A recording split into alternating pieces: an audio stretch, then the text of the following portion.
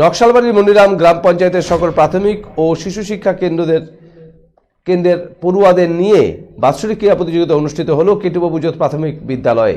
এদিন 15টি প্রাথমিক বিদ্যালয় ও 9টি শিশু শিক্ষা কেন্দ্রের এই প্রতিযোগিতায় অংশগ্রহণ করেন। এদিনের অনুষ্ঠানের সূচনা করেন শিলিগুড়ি মহকুমা পরিষদের সভাধিপতি অরুণ ঘোষ। উপস্থিত ছিলেন মনিরাম গ্রাম পঞ্চায়েতের প্রধান গৌতম ঘোষ, উপপ্রধান রঞ্জন চিক বড়াই সহ অন্যান্যরা।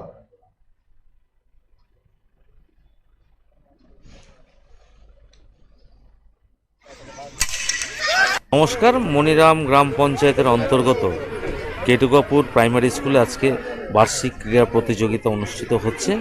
আমাদের মনিরাম গ্রাম পঞ্চায়েতের 15টি প্রাইমারি স্কুল এবং 9টি এসএসকে স্কুল নিয়ে আজকে আমাদের এই প্রতিযোগিতাটা এখানে অনুষ্ঠিত হচ্ছে। এটা বার্ষিক ক্রীড়া প্রতিযোগিতা প্রতি বছরের ন্যায় এইবার হচ্ছে। এইবার ভেন্যুটা আমরা কেটুকাপুর করেছি। মনিরাম গ্রাম পঞ্চায়েতের সমস্ত স্কুল কিন্তু পার্টিসিপেট করেছে। তাতে প্রাইমারি স্কুলও যেমন আছে, সেরকম আমাদের শিশু শিক্ষা কেন্দ্রগুলো আছে এবং শিক্ষক শিক্ষিকারা সারা বছর পড়াশোনার পাশাপাশি এই খেলাধুলার মধ্যেও বাচ্চাদেরকে দেখে আজকে এর আগেও আমরা দেখেছি বিভিন্ন ফুটবল কম্পিটিশনগুলোও কিন্তু স্কুলগুলো করে।